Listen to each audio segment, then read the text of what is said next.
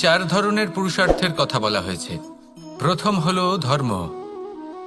আপনি কি জানেন এই ধর্ম আসলে কি? আপনার কি মনে হয় ধর্ম আসলে কি? কোনো বিশেষ ঈশ্বরকে মানাই কি ধর্ম বলা হয়?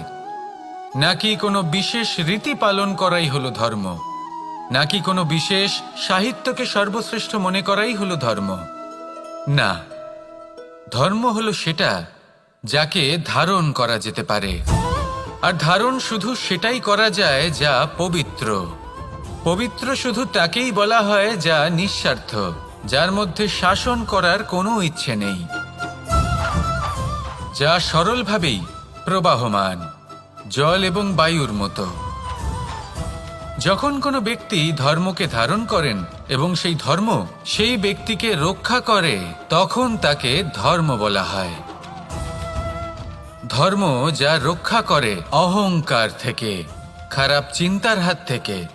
সেই জন্য পুরুষার্থ গড়ে তোলার আগে, ধর্ম পালন করার আগে, ধর্মের প্রকৃত অর্থ কি সেটা বুঝে নিন।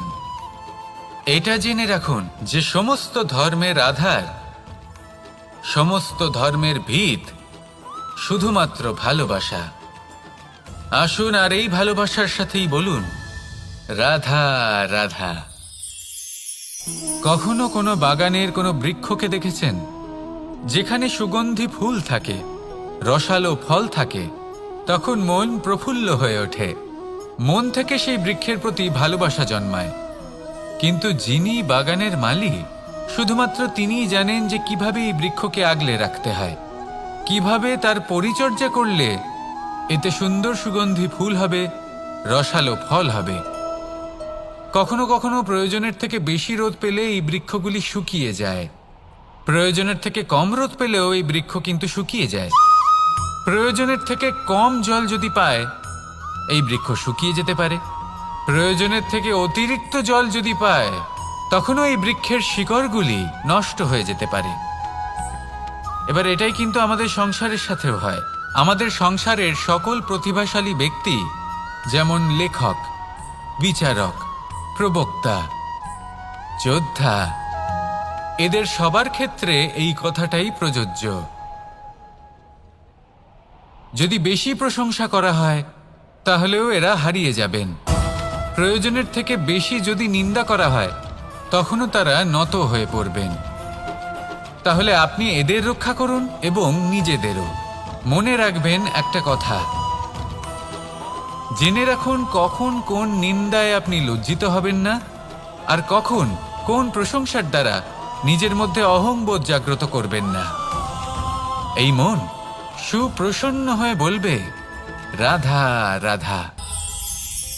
এই সাগর কত বিশাল আকার, কখনো শান্ত কখনো উত্তাল, কিন্তু এই সাগরকে এত মহান কে করে তুলল? জল। এবার এই জলের যাত্রা দেখুন, সেটা কতটা কঠিন। এই জল সাগরে থাকে, সূর্য ওকে এতটা উত্তপ্ত করে তোলে যে এই জল নিজের অস্তিত্ব হারিয়ে ফেলে এবং বাষ্পে পরিণত হয়ে হাওয়ায় মিলিয়ে যায়। তারপরে আকাশে যায় আর নিজের অস্তিত্ব আবার হারিয়ে ফেলে, মেঘে পরিণত হয়।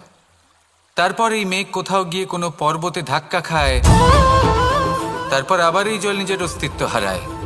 তারপরে বর্ষার রূপ ধারণ করে তা বর্ষিত হয়, বা কোনো পর্বতের চূড়ায় তার শিখরে বরফের রূপ ধারণ করে।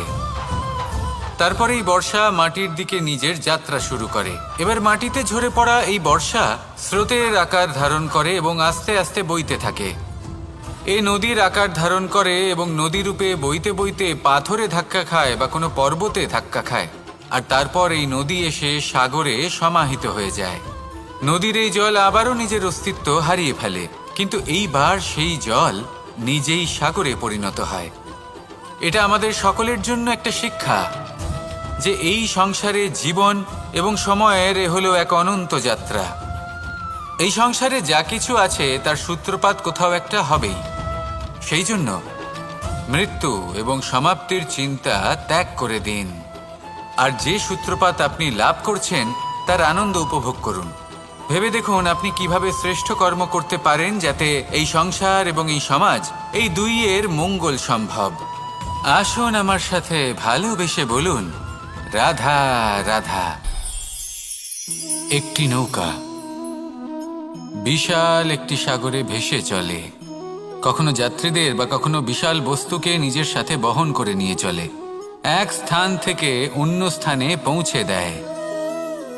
এই নৌকা কখনো সাগরে আটকে পড়ে বা কখনো ডুবে যেতেও পারে, কিন্তু এই নৌকা তখন ডুবে যায় না যখন এর আশেপাশে অধিক মাত্রায় জল থাকে। এটা তখন ডুবে যায় যখন ও নিজের আশেপাশের থাকা জলকে নিজের ভেতরে প্রবেশ করতে দেয়। যখন আস্তে আস্তে এই জল প্রবেশ করতে থাকে, নৌকা ভারী হতে থাকে আর আস্তে আস্তে ডুবে যায়। এটা আমাদের কাছে একটা শিক্ষা। হতেই পারে আমাদের এই সংসারে, আমাদের জীবনে আশেপাশে অনেক বেশি মাত্রায় নেতিবাচক শক্তি থাকবে, ঈর্ষা থাকবে, বিদ্বেষ, ঘৃণা বা ভয় থাকবে, কিন্তু মনের এই নৌকা শুধু তখনই ডুববে যখন আপনি এই নেতিবাচক শক্তিকে নিজের ভেতরে প্রবেশ করতে দেবেন। মনে রাখবেন, এই নেতিবাচক শক্তিকে কখনো নিজের মনে প্রবেশ করতে দেবেন না। প্রবেশ করলেও তাহলে যেন সে সেখানে কোনো স্থান না পায়। শুধু এই বিষয়টা খেয়াল রাখলে আপনার মনের এই নৌকা জীবনের এই সাগরে সব সময় ভেসে থাকবে আর এই মন প্রসন্ন হয়ে বলবে, রাধা রাধা। আমরা সকলে শক্তি অনুভব করতে চাই। এবার যদি আপনাকে জিজ্ঞেস করা হয় যে সবথেকে বেশি শক্তির অনুভব কোথা থেকে করা সম্ভব, তখন কেউ কেউ বলবেন পুষ্টিকর আহার গ্রহণ করলে, ব্যায়াম করলে, কেউ বলবেন ধন লাভ করলে, বন্ধুদের থেকে, পরিবারের থেকে, আদি ইত্যাদি। এইভাবে আপনি শক্তির অনুভব অবশ্যই করতে পারেন, কিন্তু সবথেকে বেশি শক্তির অনুভব যদি আপনি করতে চান তাহলে তা পাবেন শুধু একতার দ্বারা, সংগঠনের দ্বারা। যদি আপনাকে উদাহরণ দিই, নিজের এই হাতটাকে দেখুন, 5টা আঙুল রয়েছে। কোনো একটা বস্তুকে নিজের একটা আঙুল দ্বারা তুলে ধরার চেষ্টা করে দেখুন, বড়ই কষ্ট হবে। তখন আপনি বুঝতে পারবেন যখন এই 5টি আঙুল একত্রিত হয় তখন কোনো কাজ কতটা সহজ হতে পারে। এটাই হলো শক্তি, একতার। সব থেকে ভালো উদাহরণ যদি আপনাকে দিই তাহলে বাঁশি। এই বাঁশি থেকে অত্যন্ত মধুর সুর নির্গত হয় যা সবার মন প্রসন্ন করে দেয়। এই কথা সত্যি, কিন্তু এই বাঁশি আমি একটা বা দুটো আঙুল দিয়ে বাজাতে পারবো না। আমাকে প্রত্যেকটা আঙুল ব্যবহার করতেই হবে, তবেই এর থেকে মধুর সুর নির্গত হবে যা সকলকে প্রসন্ন করবে, ঠিক কিনা? ঠিক এইভাবেই যদি আপনি চান যে আপনার জীবনরূপী বাঁশি থেকেও মধুর সুর নির্গত হোক বা সবার মনকে প্রসন্ন করে তুলুক, তাহলে আপনাকেও জীবনে একতা নিয়ে আসতেই হবে। আপনি একাও কর্ম করতে পারেন, পথ চলতেও পারেন, সামনেও এগোতে পারেন, সাফল্যও লাভ করতে পারেন, কিন্তু যখন সকলে একসাথে এগোবেন, সেই পথে চলবেন, সেই কর্মই করবেন, তখন লক্ষ্যে অবশ্যই পৌঁছবেন, সাফল্য অবশ্যই লাভ করবেন, কিন্তু সেই সাফল্য এবং তার আনন্দর সংমিশ্রণটাই একটু অন্যরকম হবে। তাই জীবনে ঐক্যবদ্ধ হন, একসাথে মিলে এগোতে থাকুন আর আমার সাথে ভালোবেসে বলুন, রাধা রাধা।